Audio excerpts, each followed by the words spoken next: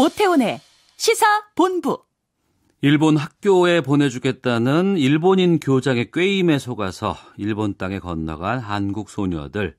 실제로는 나고야에 있는 미쓰비시 공장으로 끌려가서 강제 노역에 시달렸었습니다. 이 미쓰비시 근로정신대 사건의 최종 판결이 대법원에서 있었죠. 대한변협 일제 피해자 인권특별위원회 위원장 맡고 있고 일본 기업 상대로 이번에 손배수 재판에서 원고 측 변호인 맡으신 최봉태 변호사 연결해서 좀 말씀을 나눠보겠습니다. 안녕하십니까? 예, 안녕하십니까? 예, 판결이 10시에 있었는데 이번 대법원 판결은 어떻게 평가를 하십니까? 이것은 저희들은 이제 그 상식의 그 승리다 이렇게 먼저 말씀을 드릴 수 있겠습니다. 왜 그러냐면은 예. 이 사람을 끌고 가가지고 그 노동을 시키고 또 일가지 피해를 입혔으면은 그 일한 것에 대한 임금을 준다든지 아니면 그 피해에 대해 가지고 이렇게 배상을 하는 것은 네. 이 문명국가의 상식이지 않습니까? 예. 그렇기 때문에 이런 당연한 상식이 법원에 의해서 받아들였기 때문에 네. 이거는 상식의 승리라고 말씀을 드릴 수가 있고, 또 하나는 이게 양국 변호사들이 그 피해자들의 권리 구제에 대해 가지고 2010년도 12월 달에 공동 선언을 했거든요. 예. 그래서 그런 선언이 이제 우리 대법원에서 받아들여졌기 때문에 이 양국 법률가의 승리다 이렇게 말씀을 드릴 수가 있고, 마지막으로는 예. 이게 일본의 그 법치주의가 이렇게 확장이 되고 있기 때문에 네. 이런 판결을 통해서 일본의 법치주의가 저는 확장이 되고 있다고 보거든요. 그래서 한일 간의 법치주의의 승리다 이렇게 평가하고 싶습니다. 예. 오늘 그 해당 할머니 한 분이 올라오셨죠? 예, 김성주 할머님께서 올라오셨습니다. 예. 판결 나고 나서 많이 좋아하셨습니까? 아이고, 그러면요. 할머니께서 지금 대법원에서 선고를 듣고 나오시면서 예. 기자분들이 어떤 말씀을 한번 해보시라 하니까 예. 하시는 말씀이 계속 일제시대 때 본인이 끌려가셔가지고 일을 할 때 그 어려운 상황이라든지 또 이 손가락이 잘려서 그 고통받았던 것, 그리고 또 이분이 한국에 귀환을 해서 이 지금 근로정신대로 끌려갔음에도 불구하고 예. 위안부 생활을 강요당하는 걸로 오인을 받아서 가정이 파탄되었던 그런 이야기라든지 이런 그동안에 살아오면서 한맺힌 것들을 네. 무의식 중에도 그렇게 계속 그런 말씀을 하셔서 참 마음이 짠했습니다. 예. 오늘 새벽에 광주에서 이 판결 듣고자 직접 올라오셨다면서요? 김성주 할머님은 지금 이제 수도권에 계시고요. 예, 예. 원래는 광주에 계시는 양금덕 할머니께서 오늘 오시기로 됐는데, 예, 예. 병원에서 이게 지금 결핵으로 이렇게 또 진단이 되어서 몸이 안 좋으시기 때문에, 예, 예. 가시지 말라고 지금 의료진들이 이야기를 해서, 그 양금덕 할머니께서는 올라오시지를 못했습니다. 예. 승소했습니다. 이렇게 말씀드리니까 김성주 할머니 뭐라고 말씀하셨어요? 그냥 감사하다는 말씀과 아울러 그 일제시대 때 본인이 당했던 그런 고통들이 자꾸 생각이 나시는 것 같습니다. 네. 그래서 계속 예. 무의식적으로 이렇게 어려웠던 말씀을 계속 하시네요. 네. 그 앞서 말씀해 주신 그 양금덕 할머니가 일본 쪽에다가 관부 재판으로 소송을 하지 않았었습니까? 맨 처음에는요?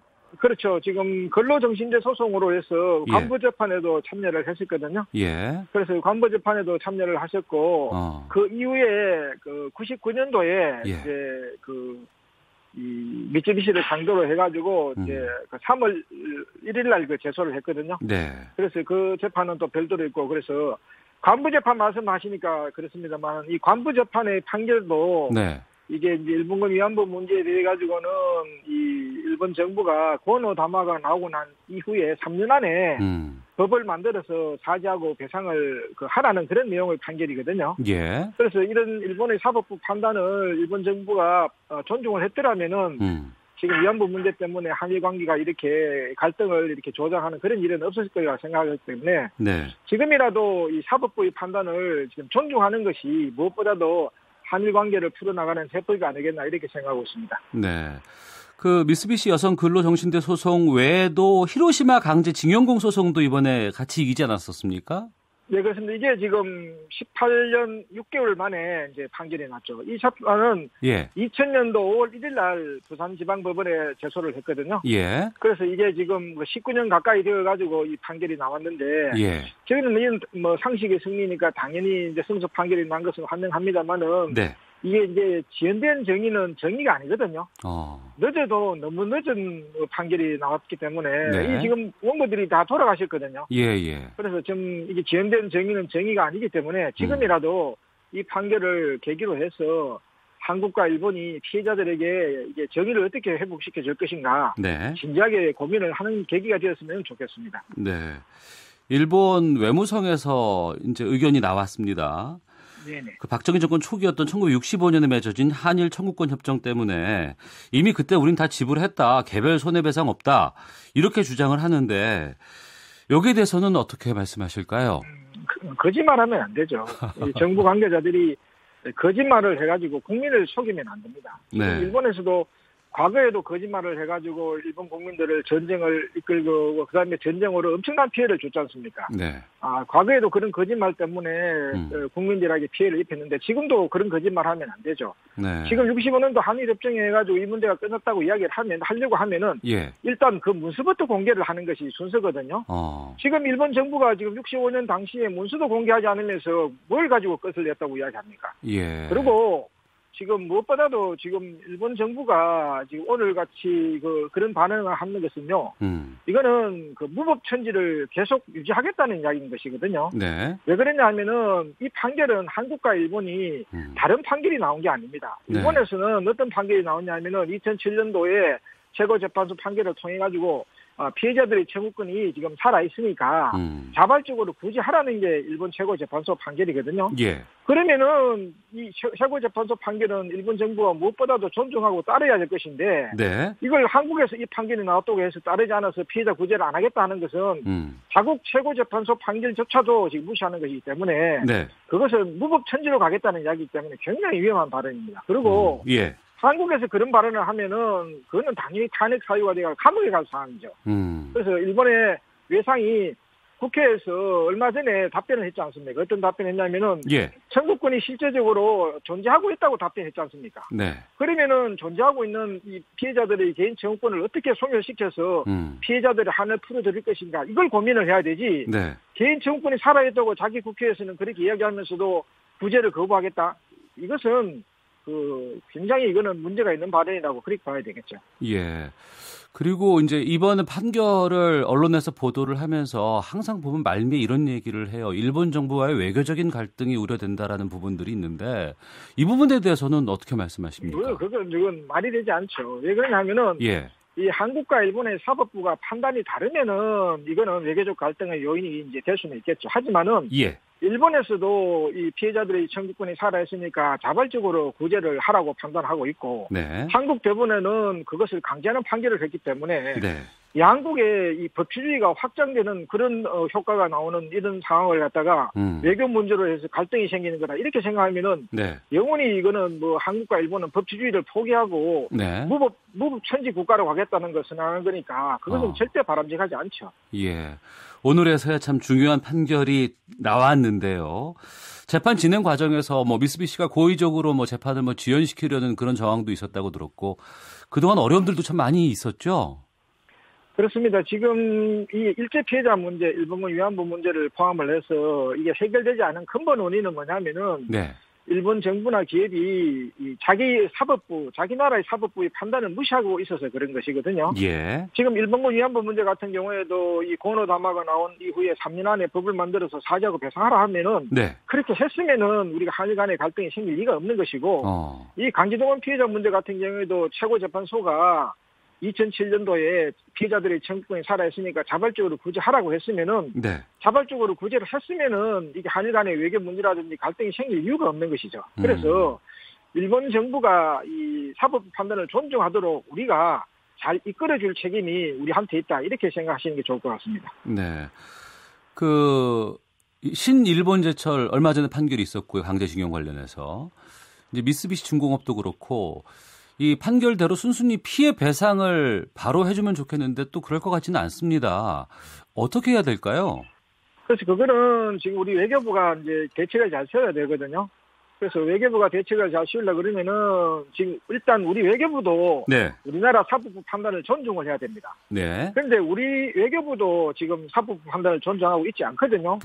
구체적인 예를 말씀을 드리면은 그 2011년도 8월 30일 헌법재판소가 네.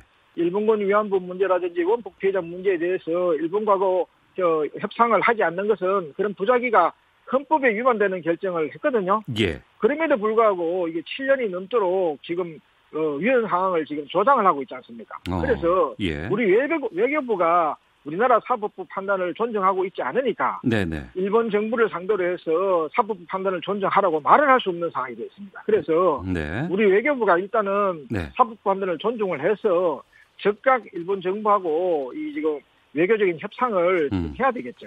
외교적인 협상을 지속적으로 좀 펼쳐야 된다는 의견도 주셨는데요. 이번 소송 말고도 2차, 3차 소송도 지금 준비하고 있지 않습니까?